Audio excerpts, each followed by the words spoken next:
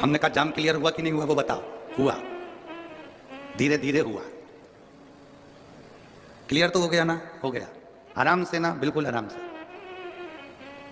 हमने उनसे कहा तुम चिंता मत करो, भोलेनाथ की कथा अगर थोड़ा बहुत जाम लगाती है तो ये बताती है कि तेरी जिंदगी भी ऐसी जाम चल रही थी पर मैं क्लियर कर दूंगा, तो चिंता मत करना, तो टेंशन मत ले, शिव तत्व को जान, भगवान शंकर की भक्ति कर, घबराना नहीं है। भीड़ बहुत है, बहुत ट्रैफिक है, ना ना ना, उसके दरवाजे तक जाना मेरा काम है और मेरी बिगड़ी बनाना तेरा। हम पहुंच गए उसके द्वार तक, फिर उसकी मर्जी। अब कहा महाराज बड़ी बोल्ड आवाज है भगवान, बड़ी कहा भगवान देवादिदेव महादेव प्रकट होकर कहते हैं कि ब्रह्मा तुम मेरे पोते हो और भगवान विष्णु तुम मेरे पुत्र हो, तुम मेरे बेटे हो। शिवलिंग का कोई सिर दिखता है क्या? नहीं। शिवलिंग का कोई चरण दिखता है क्या? नहीं।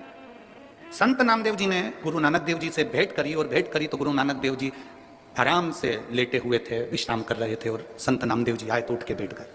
दोनों की भेंट हो गई, दो संत आज मिल गए। गुरु नानक देव जी ने पूछ लिया नामदेव जी से, आपने गुरु मंत्र लिया है? नहीं, अभी नहीं। मतलब आप भटक रहे हो। अगर गुरु मंत्र तुम्हारा हुआ होता तो तुम भटकते नहीं। गुरु नानक देव जी ने विश्वनाथ थिएटर जी के पास में नामदेव जी को भेज दिया।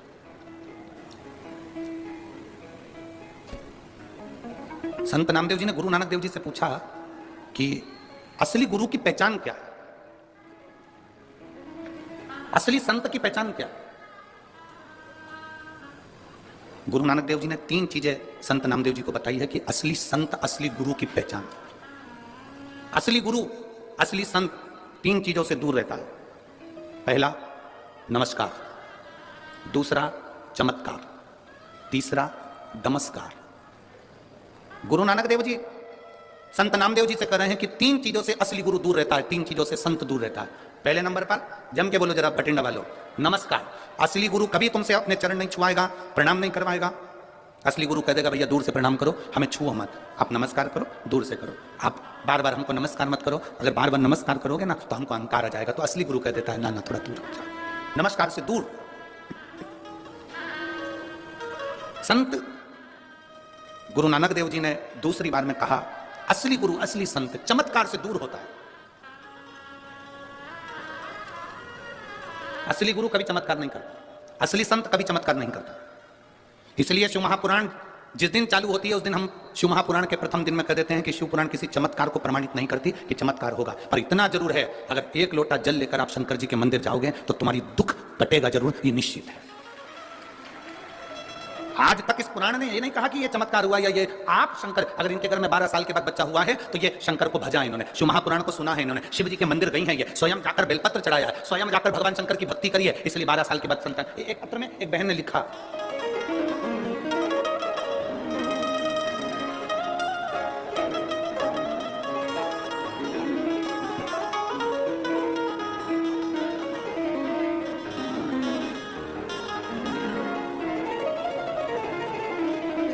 एक बहन लिख रही है, अरुणा गुप्ता, शिमला से आई है, हिमाचल प्रदेश से। कहीं बैठी हैं? शिमला से आई हैं अरुणा गुप्ता। कहीं बैठी हो तो हाथ हिला सकती हैं। आप ही हैं? दोनों हाथ हिला दो एक बार। श्री शिवाय नमस्तुभ्यं। आप शिमला से आई इसलिए पूरी ठंड यहाँ ले आई।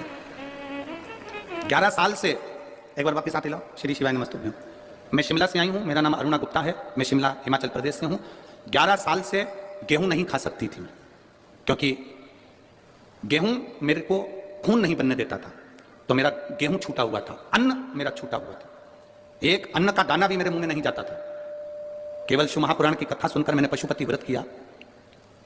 मैंने उस दिन भगवान को रोटी बनाकर गेहूं की और उसमें शक्कर गुड़ मिलाकर भगवान को, पशुपति नाथ को 3 हिस्से का जो प्रसाद चढ़ता है वो वही चढ़ाया और बाबा से प्रार्थना करी। 11 साल से मैंने अन्न को ग्रहण नहीं करा और मेरी शरीर ठीक नहीं है, तू मुझे संभाल ले बाबा।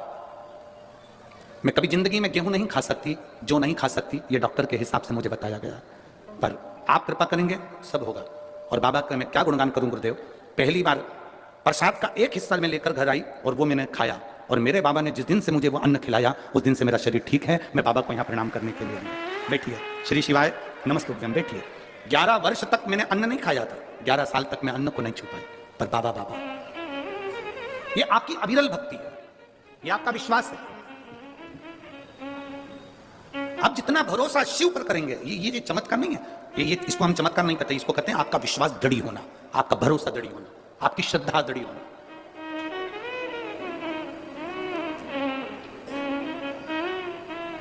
महाराज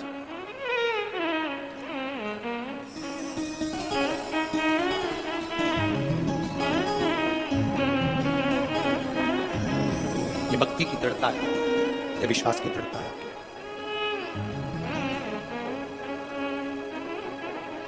संत नामदेव जी से गुरु नानक देव जी कह रहे हैं कि सच्चा गुरु, सच्चा संत 3 चीजों से दूर रहता है। पहले नंबर पर बोलो, जम के बोलो जरा, नमस्कार। दुनिया के लोगों को नमस्कार बड़ा पसंद है, और केवल दुनिया के लोगों को नहीं, भगवान शंकर के ससुर को भी नमस्कार पसंद था। दक्ष प्रजापति को शंकर जी बैठे थे, भोले वाले बैठे थे, सभा लगी थी, दक्ष प्रजापति आए, शंकर जी नहीं देख पाए। कोई जरूरी है कि तुम्हारे सारे दामाद इंजीनियर और डॉक्टर हो? कोई कोई दामाद भोला भाला भी होता है, सरल सहज। एक व्यक्ति से डॉक्टर साहब ने कहा कि देखो तुम्हारे को शुगर बहुत है, शुगर की जांच करते रिया करो रोज। वो व्यक्ति बेचारा रोज रात्रि को उठता, किचन में जाता, रसोई घर में शक्कर का डब्बा खोलता, वापिस बंद कर देता। एक दिन उसकी बीवी ने पूछा, तुम रात्रि को कहां चले जाते हो उठ के? कहां गए थे? ये बार बार किचन में क्यों जाते हो, रसोई घर में, और शक्कर का डब्बा खोल के जाते हो? क्या देखते हो वहां जाके? डॉक्टर ने कहा था शुगर चेक करते रिया करो। इसलिए मैं चेक करता हूं। क्या चेक करते हो? है कि नहीं है? पत्नी ने माथा ठोका। डॉक्टर ने कहा था तुम्हारी शुगर चेक करो, तुम्हारी, और तुम डब्बे की शुगर चेक करना। तो ऐसा नहीं है, कोई कोई भोला होता है, एकदम भोला सहज भोला भोला व्यक्ति। एक बहुत भोला व्यक्ति था, अपनी पत्नी के साथ गार्डन में घूम रहा था।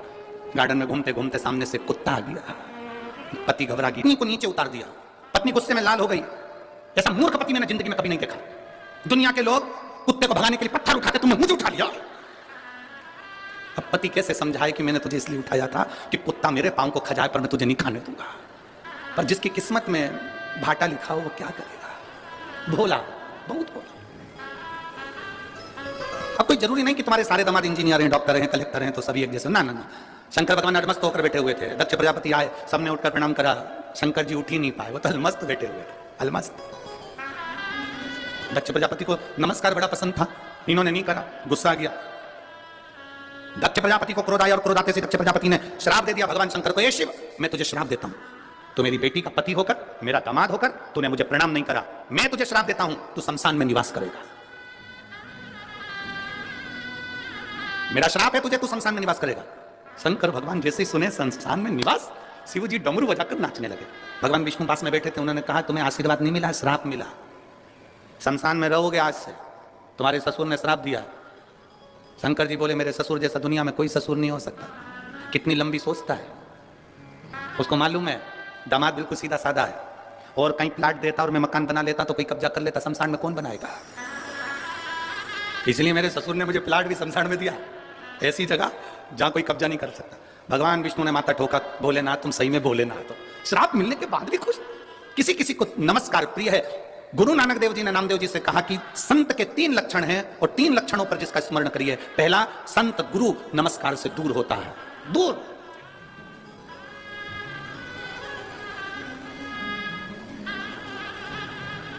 दूसरे नंबर का गुरु को, पहले नंबर का नमस्कार, दूसरे नंबर का जम के बोलो जरा, जम के, चमत्कार। असली गुरु, असली संत कोई चमत्कार नहीं करता, उसे चमत्कार से बहुत। और तीसरे नंबर का है असली संत, असली गुरु, नमस्कार।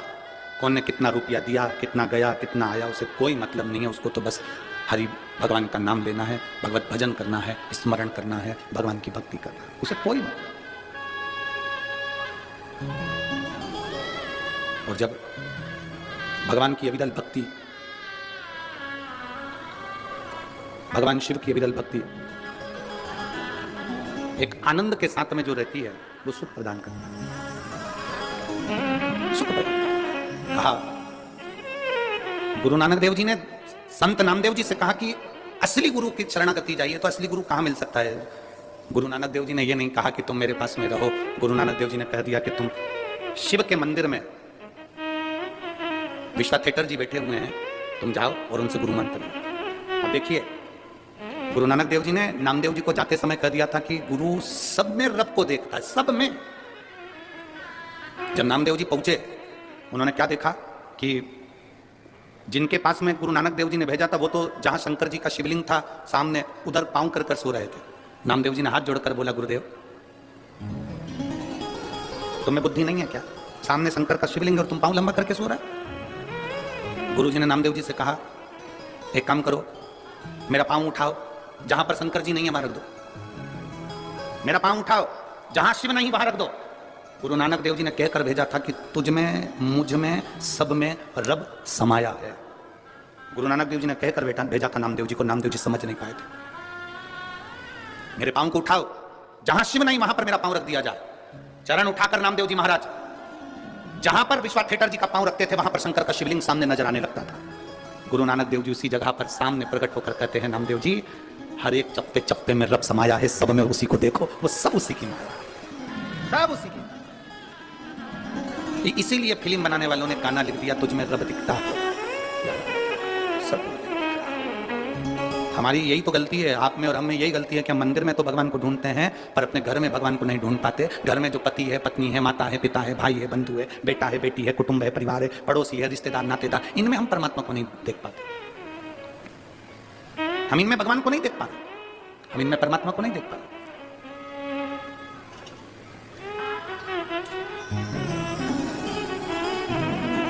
हम दूसरी जगह देख रहे हैं। जैसे एक बार यमराज पृथ्वी पर आ गए और एक लड़के को लेने के लिए